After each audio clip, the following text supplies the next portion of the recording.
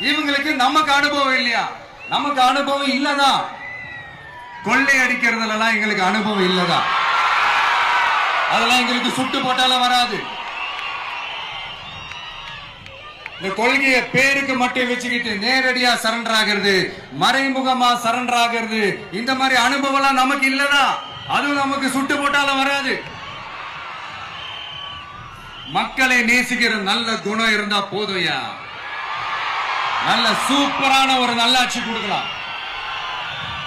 நல்லாட்சி கொடுக்கிறதுக்கு மெத்த படிச்ச மேதாவிகளா இருக்கணும்லாம் ஒன்னும் அவசியம் இல்ல.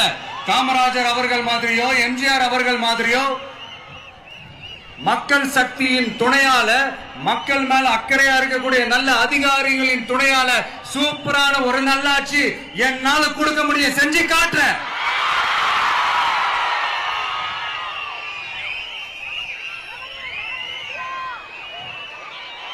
4.5 வருஷம் ஆச்சு.